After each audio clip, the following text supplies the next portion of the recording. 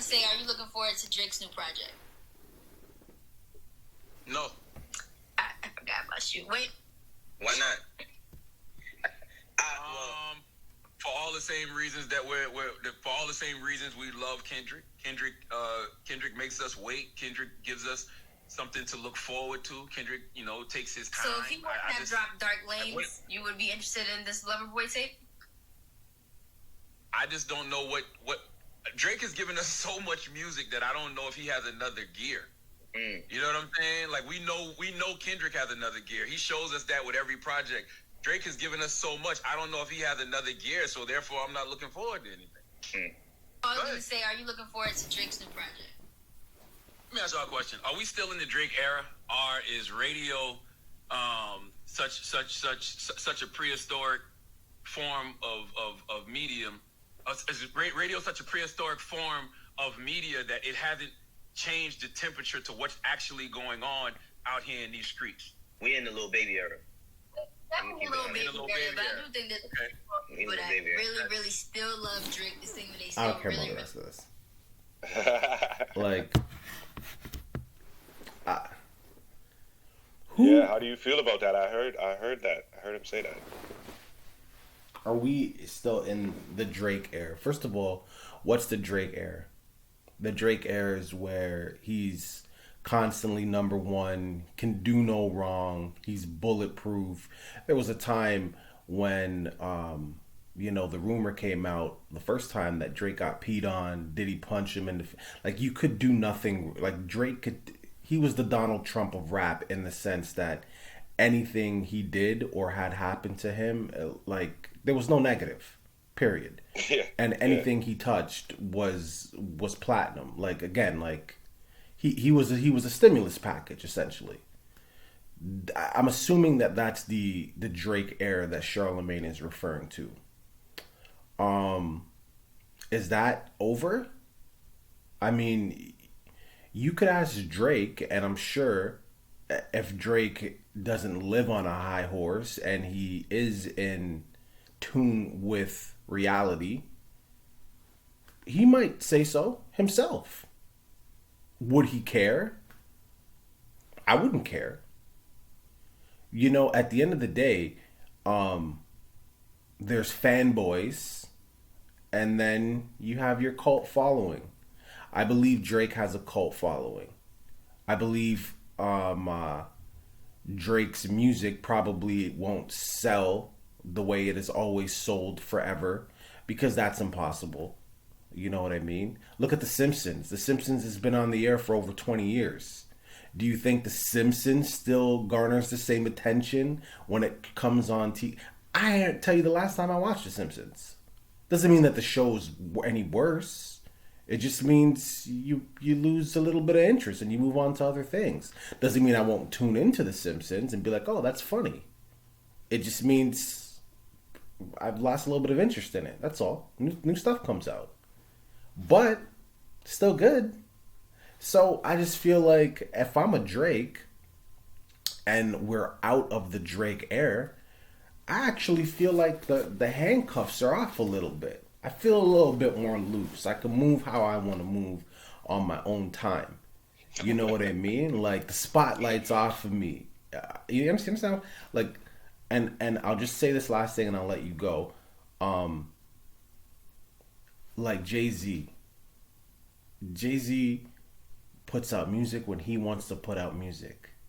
There's no, I need to keep feeding the fans. He puts out music when he wants to put out music.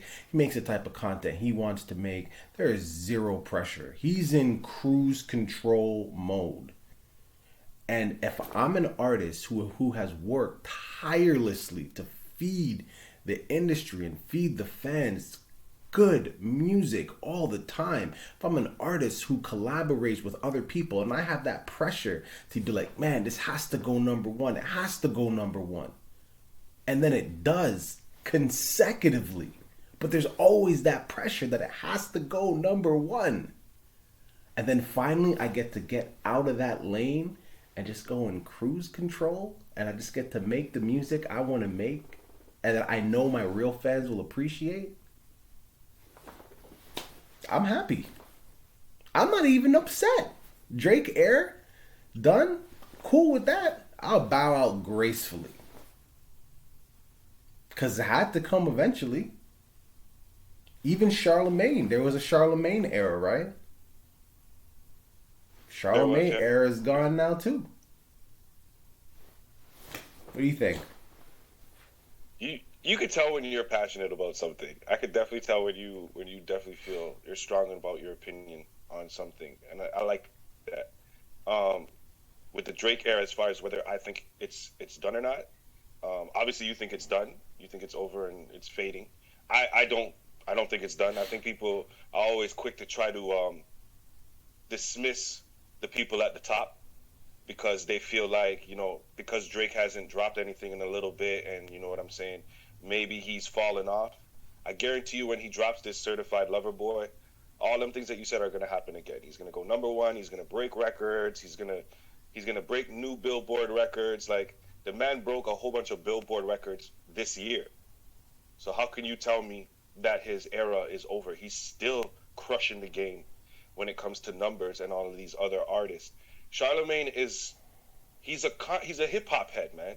He likes Commons and the Most Defs and those type of rappers. So he's been waiting for Drake era to be over. That's why he commented the way that he did. This nigga doesn't know what's really going on in these streets, man. He listens to a certain type of music, and for him to try to dismiss the Champagne Papi is crazy to me. It's not over. I can't wait till CLB drops and then everybody sees what happens, and then we're back on it again. Is Lil Baby doing his thing?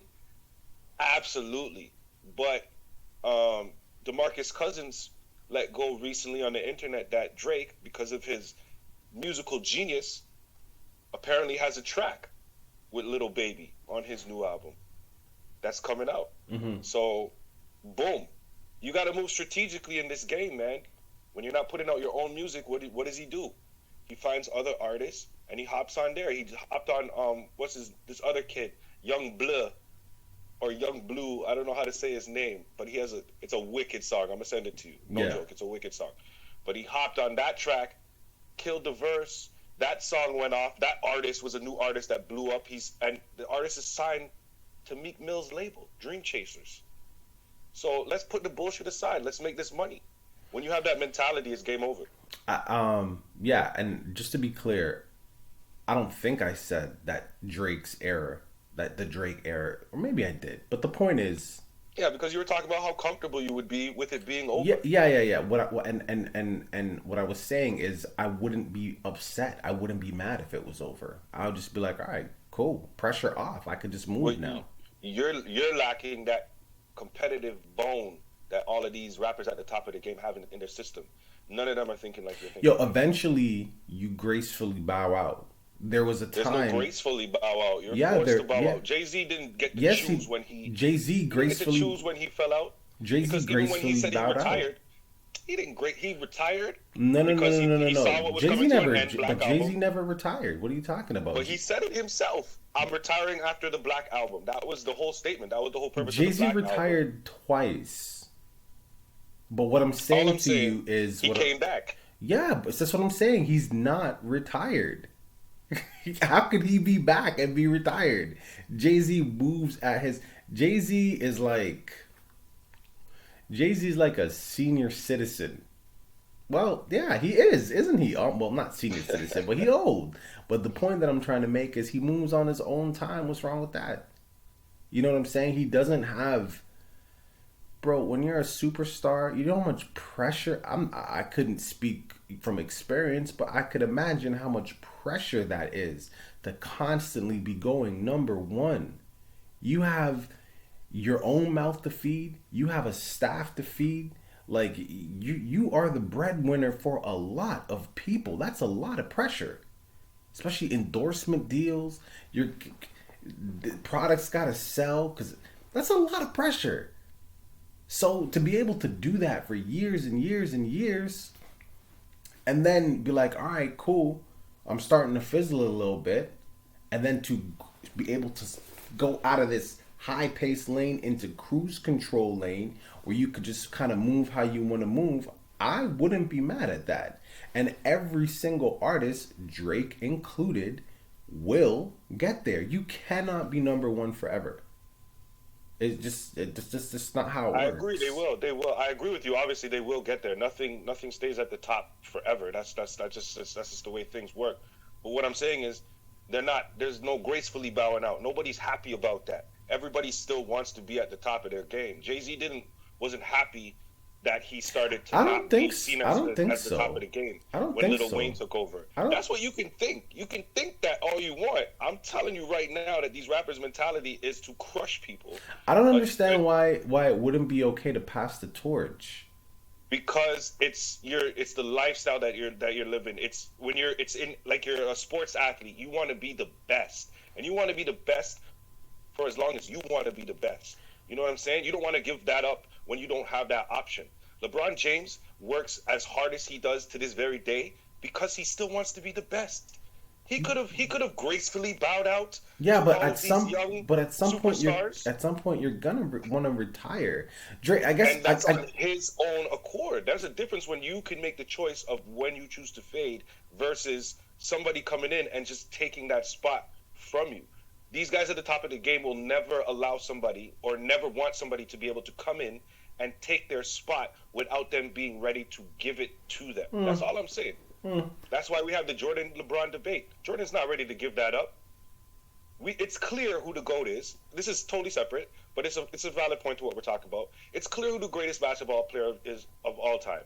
I feel it's LeBron James, but people are going to argue that it's Jordan all day, even though LeBron James has broken and will break every single one of Jordan's records that he set while he was in the NBA. And he might possibly get the same amount of rings as Jordan has.